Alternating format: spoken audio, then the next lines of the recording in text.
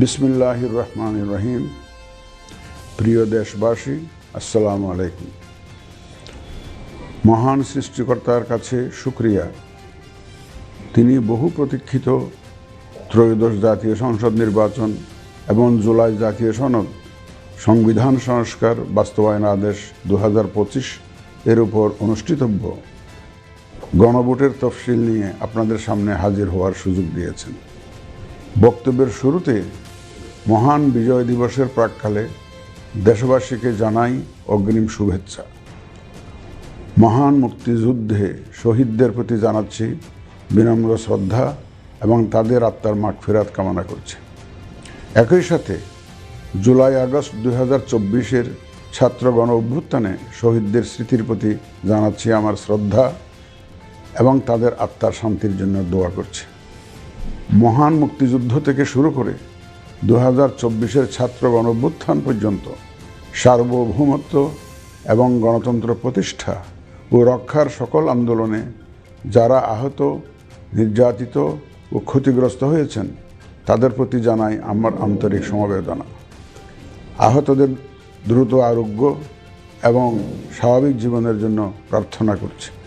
প্রিয় দেশবাসী, জাতি হিসেবে আমাদের অমোঘ শক্তি হচ্ছে স্বাধীনতা, সার্বভৌমত্ব ও গণতন্ত্রের জন্য আমাদের ভালোবাসা ও আত্মত্যাগ। জাতির প্রত্যাশাকে ধারণ করে আমাদের সংবিধান রাষ্ট্রের উপর জনগণের একচ্ছত্র মালিকানা নিশ্চিত করেছে। জনগণের প্রতিনিধিত্বশীল মালিকানা প্রতিষ্ঠার একমাত্র পথ হচ্ছে নির্বাচন। দুঃখজনক হলেও সত্য যে মানসম্মত নির্বাচনের অনুপস্থিতি প্রায়শই আমাদের ঐতিহ্য এবং সামষ্টিক প্রত্যাশাকে ম্লান করেছে। এমনই এক প্রেক্ষাপটে 2024-এর গণ অভ্যুত্থান সংঘটিত হয়েছে। আমাদের ভাই বোন সন্তানদের রক্তের উপর দাঁড়িয়ে আমাদের অঙ্গীকার হচ্ছে একটি সুষ্ঠু ও সুন্দর নির্বাচন অনুষ্ঠান, যা জাতি হিসাবে আমাদের প্রত্যাশা পূরণ করবে এবং বিশ্ব দরবারে আমাদের ভাবমূর্তি উজ্জ্বল করবে। আমার দৃঢ় বিশ্বাস আপনারা একই প্রত্যাশা ধারণ করেন এবং একই অঙ্গীকারাবদ্ধ। প্রিয় দেশবাসী, সুষ্ঠু ও গ্রহণযোগ্য নির্বাচনের লক্ষ্যে গত এক বছরে আমরা বেশ কিছু গুরুত্বপূর্ণ কাজ সম্পাদন করেছি। একটি স্বচ্ছ নির্বাচনের পূর্বশর্ত হচ্ছে একটি নির্ভুল, পূর্ণাঙ্গ ও স্বচ্ছ ভোটার তালিকা। আমরা শুরুতেই এই কাজে হাত দিই। গত এক বছরে নতুন ভোটার অন্তর্ভুক্তির পাশাপাশি ভোট বিমুখ এবং বাদ পড়া প্রায় 45 লক্ষ ভোটারকে তালিকায় অন্তর্ভুক্ত করা হয়েছে এবং 21 লক্ষাধিক মৃত ভোটারকে তালিকা থেকে বাদ দেওয়া হয়েছে। নারী ভোটারদের যথাযথ অন্তর্ভুক্তির অভাবে পুরুষের সাথে নারী ভোটারের ব্যবধান বেড়ে প্রায় 29 লক্ষে গিয়ে দাঁড়ায়। বাদ পড়া নারী ভোটারদের মাঝে সচেতনতা সৃষ্টির মাধ্যমে সেই ব্যবধান উল্লেখযোগ্যভাবে কমিয়ে আনা হয়েছে। আইন সংশোধন করে ভোটার হওয়ার যোগ্যতার তারিখ প্রতি বছর 1 জানুয়ারির পরিবর্তে কমিশন কর্তৃক নির্ধারিত দিনে নির্ধারণ করা হয়েছে।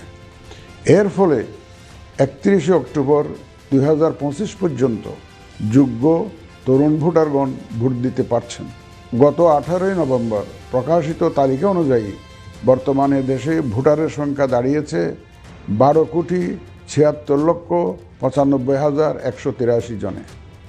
এর মধ্যে পুরুষ ভোটারের সংখ্যা 6,48,14,907 জন এবং নারী ভোটারের সংখ্যা 6,28,79,042 জন। গত এক বছরে নির্বাচন কমিশনের সক্ষমতা বৃদ্ধির পাশাপাশি সংশ্লিষ্ট সকলের জবাবদিহিতা বাড়াতে আমরা বহুবিধ আইনি ও কাঠামোগত সংস্কার সম্পন্ন করেছি। গণপ্রতিনিধিত্ব আদেশ এবং রাজনৈতিক দল ও প্রার্থীদের আচরণবিধিতে যথাযথ পরিবর্তন, সংশোধন ও পরিমার্জন করা হয়েছে। নির্বাচন ব্যবস্থা সংস্কার কমিশনের বিভিন্ন সুপারিশের পাশাপাশি নির্বাচন কমিশনের নিজস্ব মূল্যায়ন ও অংশীজনের পরামর্শের ভিত্তিতে এসব সংস্কার করা হয়েছে। এই উদ্যোগ সফলভাবে সম্পন্ন করতে সহযোগিতার জন্য আমি অন্তর্বর্তীকালীন সরকার, নির্বাচন ব্যবস্থা সংস্কার কমিশন ও জাতীয় ঐকমত্য কমিশন সহ সকল অংশীজনদের জানাই আমার কৃতজ্ঞতা। প্রিয় দেশবাসী, বিভিন্ন কারণে এবারের নির্বাচন আমাদের জাতির ইতিহাসে অনন্য ও গুরুত্বপূর্ণ।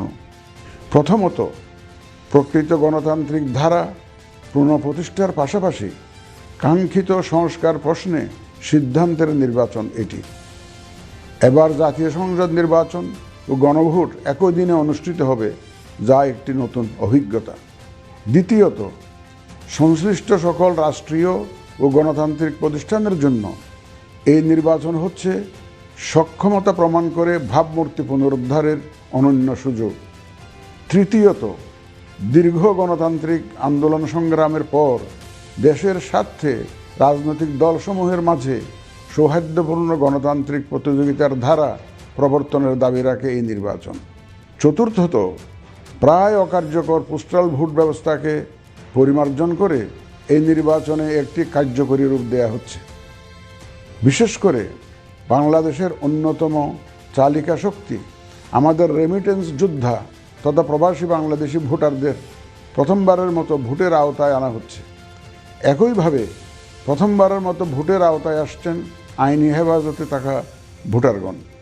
এছাড়াও নিজ নির্বাচনী এলাকার বাইরে কর্মরত সরকারি কর্মচারী এবং নির্বাচন অনুষ্ঠানের সাথে সম্পৃক্ত ব্যক্তিগণ পোস্টাল ব্যালটের মাধ্যমে এবার ভোট দিবেন।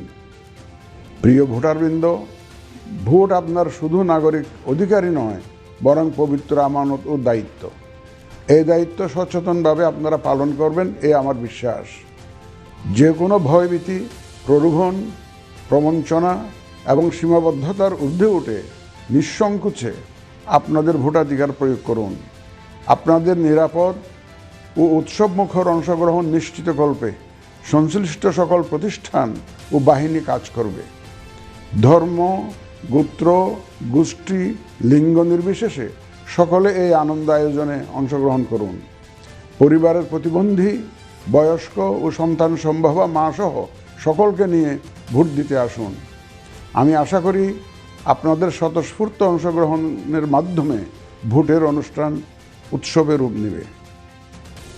প্রবাসে বসবাসরত প্রিয় ভোটারগণ, প্রবাস থেকে ভোটদানের জন্য নিবন্ধন কার্যক্রম গত 18 নভেম্বর থেকে চলমান আছে। আগামী 25 ডিসেম্বর পর্যন্ত পোস্টাল ভোট বিডি অ্যাপের মাধ্যমে পৃথিবীর যে কোনো স্থান থেকে ভোটদানের জন্য আপনারা নিবন্ধন করতে পারবেন। আপনারা এই সুযোগ গ্রহণ করে ভোটে অংশ নিন, দেশ গঠনে আপনাদের অধিকার বুঝে নিন। প্রবাসী ভোটারগণ ছাড়াও দেশের ভিতরের 3 ধরনের ভোটার পোস্টাল ব্যালটে ভোট দিতে পারবেন, যা ইতিমধ্যে উল্লেখ করেছি। প্রবাসী ভোটারগণের পাশাপাশি এই 3 ধরনের ভোটারগণ আগামীকাল থেকে শুরু করে আগামী 25 ডিসেম্বর 2025 পর্যন্ত পোস্টাল ভোট বিডি অ্যাপের মাধ্যমে এবং নির্ধারিত পদ্ধতিতে পোস্টাল ভোটের জন্য নিবন্ধন করতে পারবেন। ব্যক্তি ভোটার ও প্রতিষ্ঠানসমূহের প্রতি আমার আহ্বান, আসুন আমরা আমাদের ভোটাধিকার নিশ্চিত করি এবং ভোটে অংশ নেই। প্রিয় দেশবাসী, বর্তমান সময়ে সামাজিক যোগাযোগ মাধ্যমে বিভিন্ন বিভ্রান্তিমূলক তথ্য ছড়ানো হয়ে থাকে। বিশেষ করে কৃত্রিম বুদ্ধিমত্তা ব্যবহার করে অসত্য তথ্য ও অপতথ্যের বিস্তার দিনকে দিন বেড়ে চলেছে। প্রতিপক্ষ দল ও প্রার্থীকে হেয় করার পাশাপাশি নারীদের প্রতি বিদ্বেষমূলক প্রচারণা আমাদের ঐতিহ্যকে ক্ষুণ্ণ করে এবং নির্বাচনকে কলুষিত করে। দেশের প্রচলিত আইন অনুযায়ী এসব রোধে প্রয়োজনীয় ব্যবস্থা গ্রহণ করা হবে। আপনাদের প্রতি আমার বিশেষ অনুরোধ, অসত্য এবং অসৎ উদ্দেশ্যে প্রচারিত কোনো তথ্যে কান দিবেন না, গ্রহণ করবেন না। মনে রাখবেন, অসত্য তথ্য শেয়ার করাও শাস্তিযোগ্য অপরাধ। আমি এবার নির্বাচনে অংশগ্রহণে ইচ্ছুক প্রার্থী এবং দলসমূহের প্রতি দু একটি কথা বলতে চাই। আসুন আমরা আচরণবিধি মেনে একটি শান্তিপূর্ণ ও উৎসবমুখর নির্বাচন নিশ্চিত করি। শান্তিপূর্ণ সহাবস্থান এবং পারস্পরিক শ্রদ্ধা নিশ্চিত করে ভোটারদের বিশ্বাস ও আস্থা অর্জনই হোক আপনাদের লক্ষ্য। নির্বাচনে দায়িত্ব পালনকারী প্রিয় সহকর্মীবৃন্দ, নির্বাচন কমিশন স্বচ্ছতা, নিরপেক্ষতা এবং দৃঢ়তার সাথে দায়িত্ব পালনে বদ্ধপরিকর।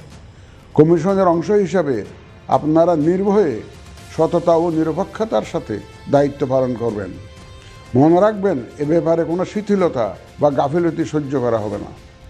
একটি সুন্দর ও গ্রহণযোগ্য নির্বাচন অনুষ্ঠানে সংবাদ মাধ্যম ও পর্যবেক্ষক সংস্থার সহকর্মীদের ভূমিকা অপরিসীম। আপনারা স্বাধীনভাবে সর্বোচ্চ পেশাদারিত্ব, নিরপেক্ষতা ও বস্তুনিষ্ঠতার সাথে আপনাদের দায়িত্ব পালন করবেন, এটিই আমাদের প্রত্যাশা। প্রিয় দেশবাসী, আমি এ পর্যায়ে নির্বাচনী তফসিল তথা নির্বাচন সংক্রান্ত সময়সূচি ঘোষণা করছি। আগামী 2026 সালের ফেব্রুয়ারি মাসের 12 তারিখ রোজ বৃহস্পতিবার 300 আসনে ত্রয়োদশ জাতীয় সংসদ সাধারণ নির্বাচন এবং একই সাথে জুলাই জাতীয় সনদ সংবিধান সংস্কার বাস্তবায়ন আদেশ 2025-এর উপর গণভোট অনুষ্ঠিত হবে। ত্রয়োদশ জাতীয় সংসদ নির্বাচনের জন্য মনোনয়নপত্র দাখিলের শেষ তারিখ আগামী 29 ডিসেম্বর 2025 রোজ সোমবার।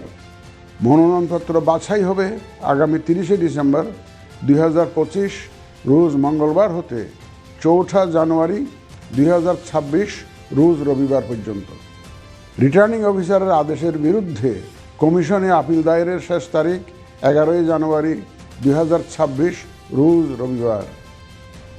কমিশনে দায়েরকৃত আপিল নিষ্পত্তির তারিখ 12 জানুয়ারি 2026 রোজ সোমবার থেকে 18 জানুয়ারি 2026 রোজ রবিবার পর্যন্ত।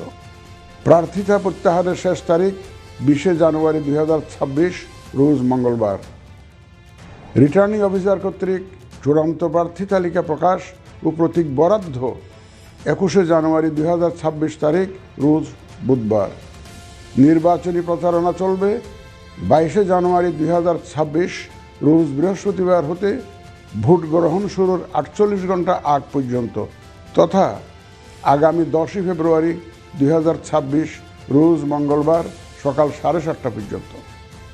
ভোট গ্রহণ হবে 2026 সালের ফেব্রুয়ারি মাসের 12 তারিখ রোজ বৃহস্পতিবার।